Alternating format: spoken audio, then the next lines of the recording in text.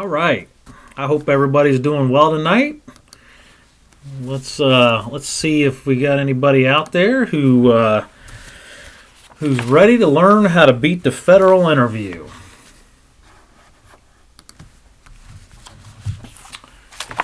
All right.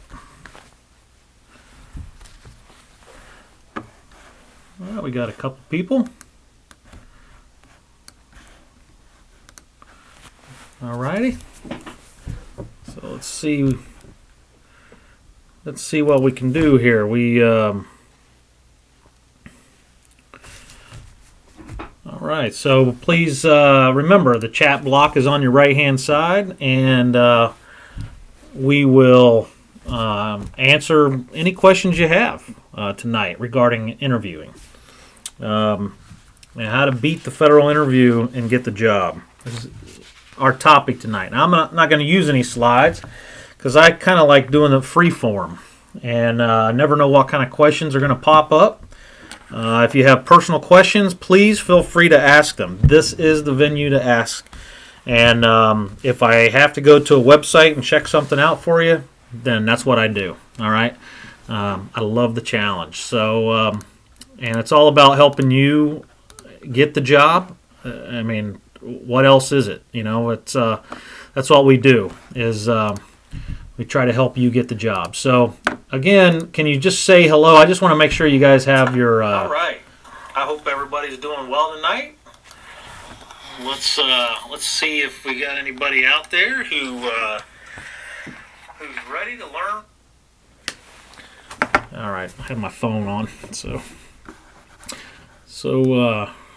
all right. So can you please chat in the block there just to make sure you have everything that you have access. All right. Just want to make sure you have the ability to chat and that everybody can hear me okay before we get started. Sometimes we go hot and heavy. Sometimes I get excited about this. To me, it's really gratifying because, you know, think about it. If you have an interview this coming week, who else are you going to go to for help? I mean, I actually apply for jobs, get the interview, go to the interview, knowing that I'm going to not take the job. Well, it's practice. For some reason, it's what I enjoy doing. I don't know. So some people like to do other things. That's kind of what I like to do, and so that's how I stay refreshed and on target. So again, if you have any questions, please put it in there. We're going to initially talk about the federal interview and compare it to the Military Promotion Board. And so the Military Promotion Board is very similar in that, when you went to the Military Promotion Board, you had to knock on the door and you had to walk in and you presented yourself, no different than a regular interview, and then you sat down and they asked you questions. You finished all the questions. If you didn't know the answers, then you would say, I don't know the answer to that question, but I'll get it back to you, as soon as I can. And then they released you and you walked out.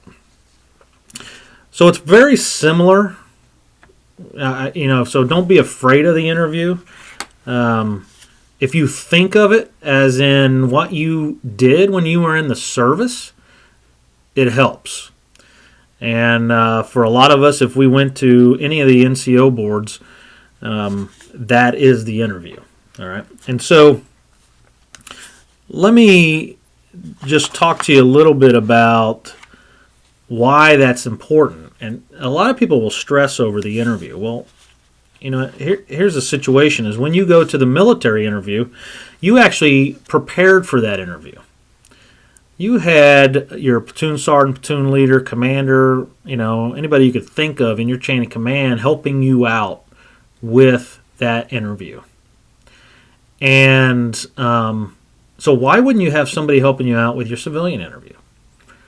And a lot of times you don't. So for instance, if you were to go to your military interview, before you knocked on the door, someone is looking at your uniform to make sure it's squared away. Now, hopefully, when you go to your civilian interview, either somebody is going to look at you to make sure you're squared away, or you're going to go and look in the mirror to make sure you're squared away. Why? Okay, well, you don't want to go in with your collar undone. You don't want to go in with food in your teeth and on your face. You don't want to go in and you have a leaf in your hair, but you don't realize it, right? Something to that effect. So always go in basically with a battle buddy. Make sure they're looking at you, all right? Somebody has to look at you right before you go into that door. And hopefully, if you take a step back from that and you backwards plan from that military promotion board, what you did was you had your battle buddy ask you possible questions, and you gave them the answers. And you repeated this over and over and over again. And so, hopefully, you are preparing the same way with your federal interview. All right? So what I really want to do is kind of get the mindset of everybody into the federal interview is no different than a military promotion board. The process is basically the same. The way you prepare should be basically the same. And if it isn't, then refer back to the way you did it in the military. Now, it's going to be calming. You're not going to have so much anxiety. You prepared for it. You've already done it before. It's not the first time you've ever interviewed. It's the first time you ever had a job interview for a civilian job. But it's not the first time you've interviewed. You went to panels, you went to boards, maybe you sat on them.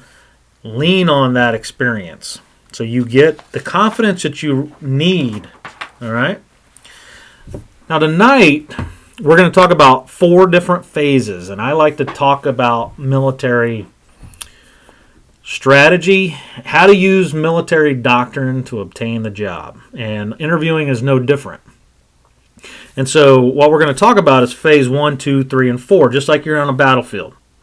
Now, phase 1 is how you're getting into the interview. All right, so it's really the initial screening of your resume. And why that's important is I'm going to walk you through the entire process. All right, I'm going to walk you through the entire process, so you know why you're being asked certain questions in the interview. If you know why you're going to be asked certain questions, or let's put it another way, if you know why the interviewer, as if you were the interviewer, why you have to ask certain questions, if you knew that, then you would have an advantage because you would probably understand what types of questions they're going to ask you. You know, you're not going to go on the internet and find the 100 best questions or the 1,000 questions that potentially you could be asked.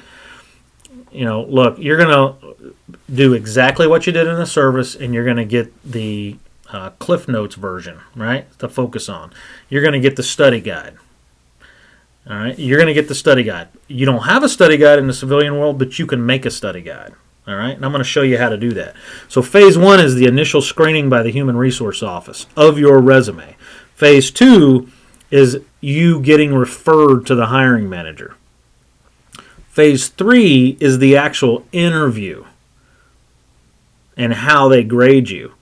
And then phase 4 is the hiring manager and how the hiring manager selects who they're going to actually hire.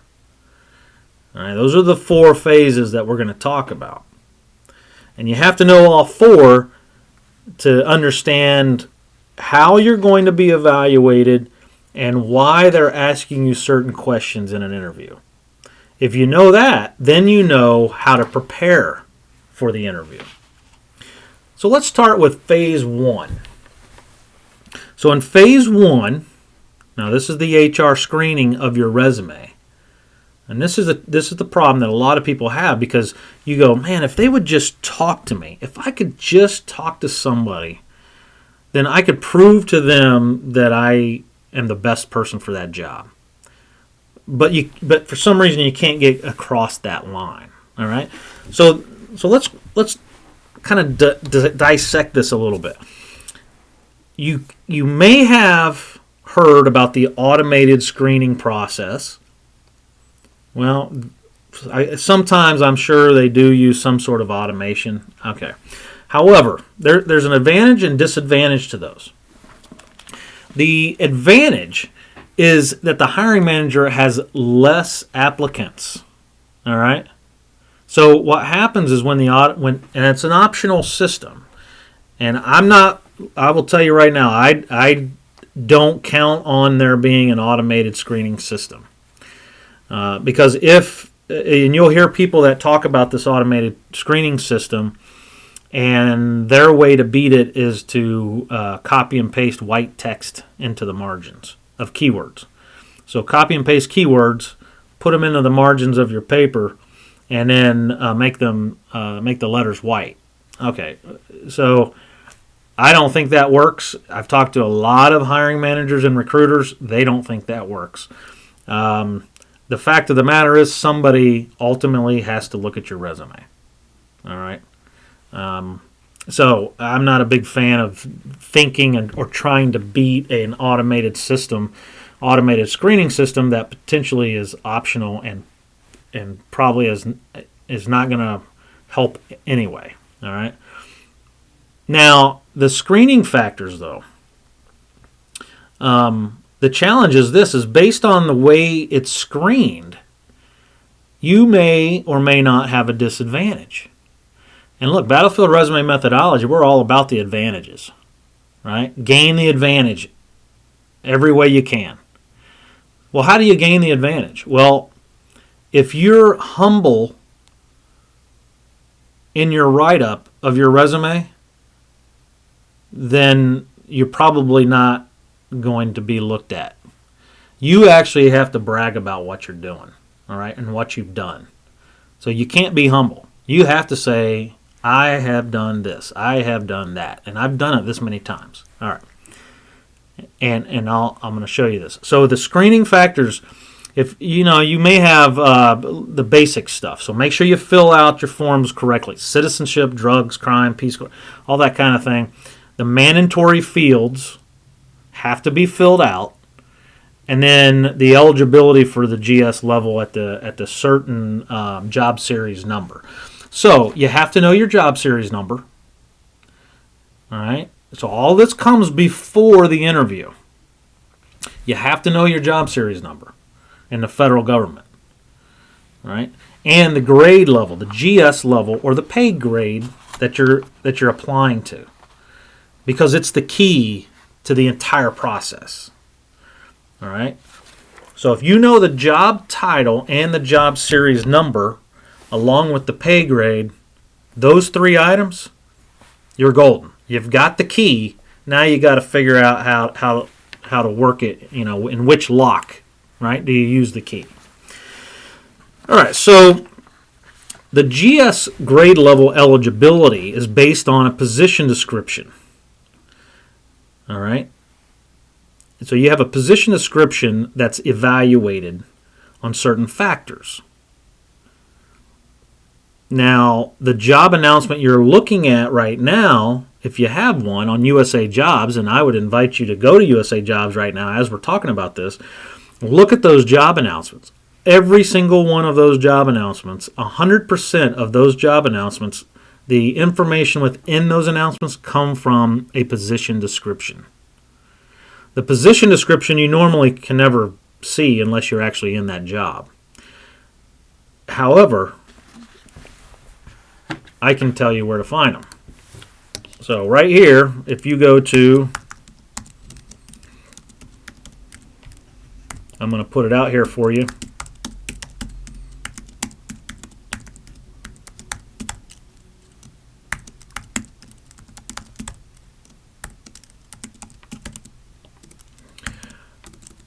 All right, so fast class. If you go to, oh, I didn't spell HTTP right, but so if you go to, basically, if you type in Google, if you type this into Google right now, you will see an Army website, and you can search that website to identify position descriptions. And you can actually search those position descriptions by job series number, GS grade level, and job title. All right. Now, the other site you need to go to is you need to go to the OPM site. All right. And once you're on that OPM site, what you need to search for is the classification guides. All right. Now, why are these sites important? You know, because we're supposed to be talking about interviewing tonight. Well, here's the challenge: is the only way you can beat the federal interview is to understand how the federal interview is being scored. How does the panel score you during that interview? All right. If you know how they score you, then you have an advantage. Then you have an advantage because now you know what they want to hear or what they have to hear in order to score you at a higher level than most other people. For instance, if you and I both go into an interview and I know how they are going to score my voice track, the stuff, the narrative that I'm saying, and you don't, well, you may go off into left field, and I know I have to stay in right field. All right? And so you may have better experience than me, but because I know how they're going to score me, then I have the advantage. I can stay on track. I can focus my energy in that direction. All right? And it's all about that focus of energy. All right? So what's a position description? So if you go to Fast Class, you should be able to see a position description. Now, what I'm going to do is I'm going to open this up so everyone can see. So everyone can see how we're just going to walk through this, just in case anyone has any questions regarding it. All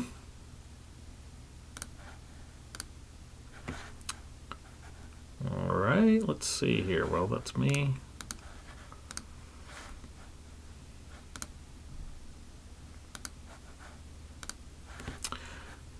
All right.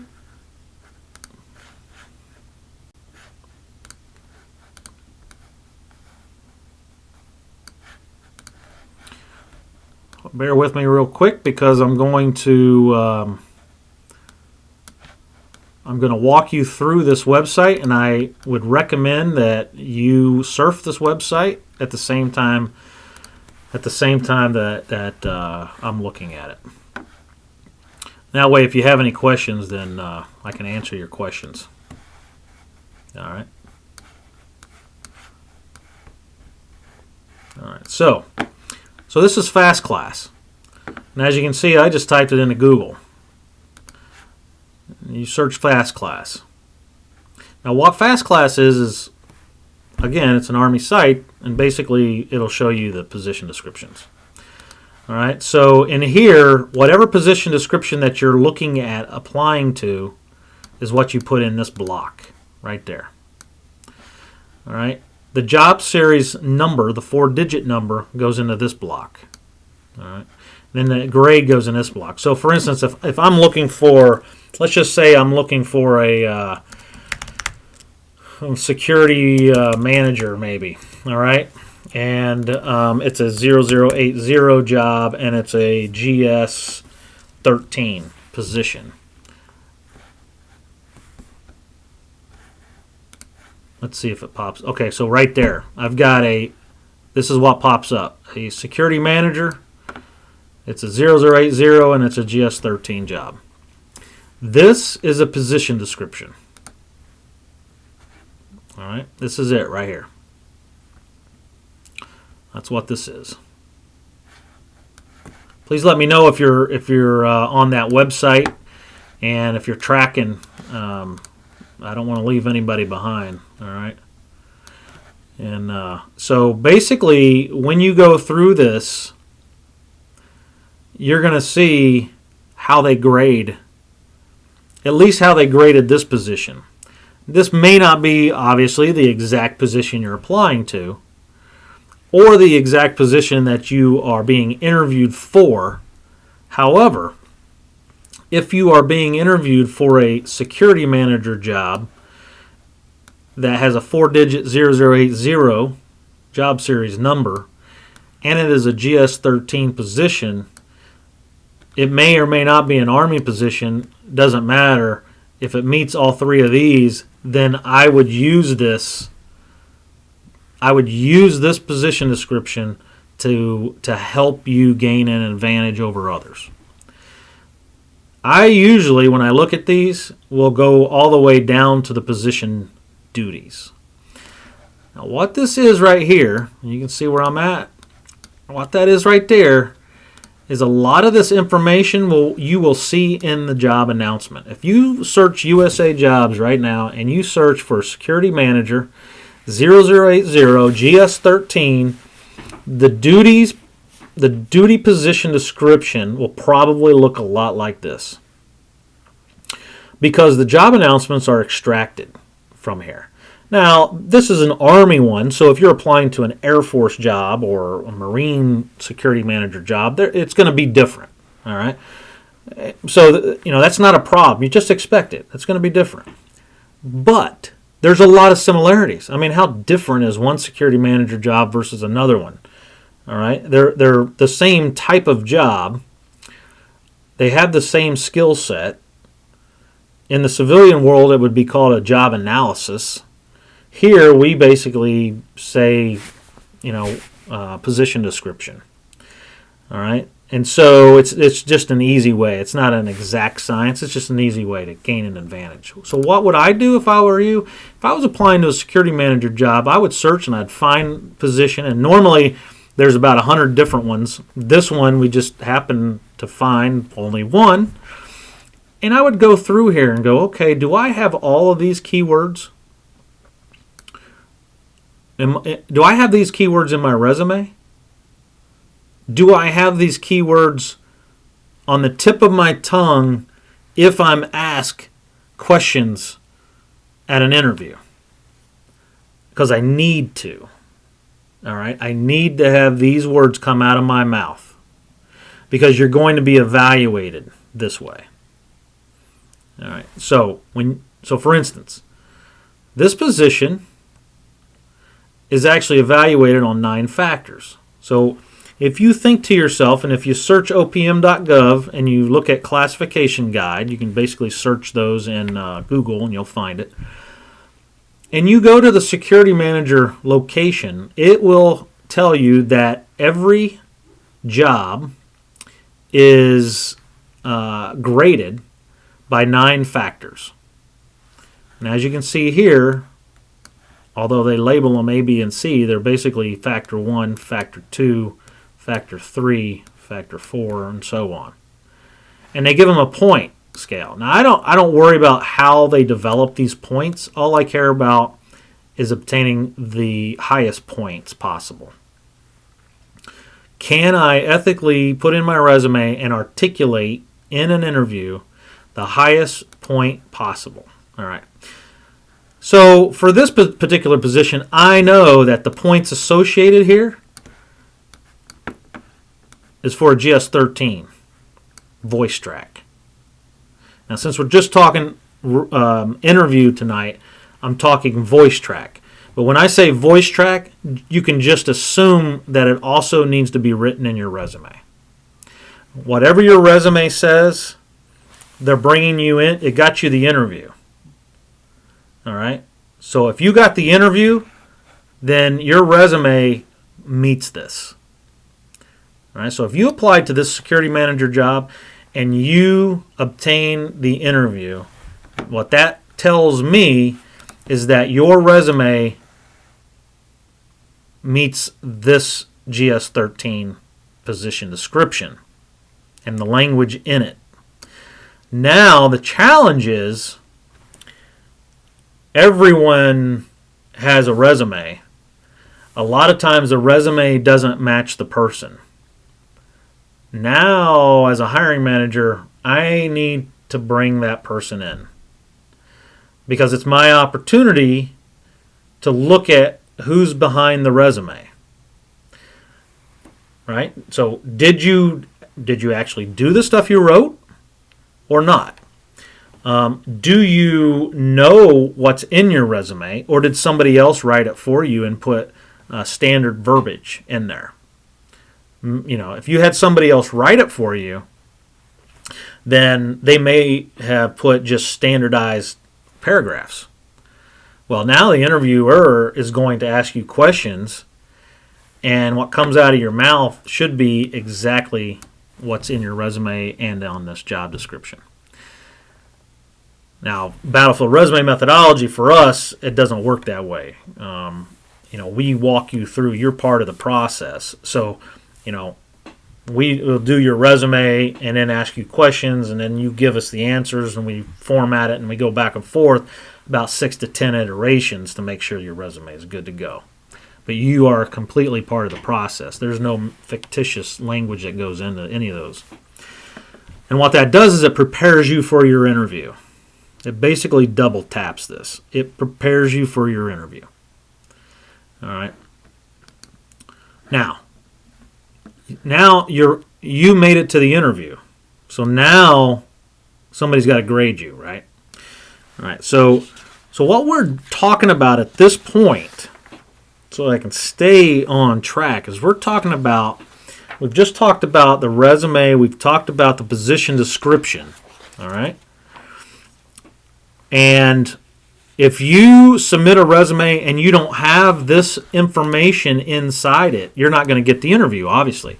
Well, you're not even going to get referred to the hiring manager, because the process basically states you have to submit your resume, and HR, who's not going to be a subject matter expert in your expertise, has got to review your resume to make sure that you're qualified. Well, how does a non-subject matter expert grade a security manager resume? Ever think about that? Okay, this is how. It's a language. They use the position descriptions, and they will put your resume right next to it and say, does it say this or not? If they're using the same language, okay. If they're not using the same language and it's service specific, then the non-subject matter expert is not going to be able to interpret it.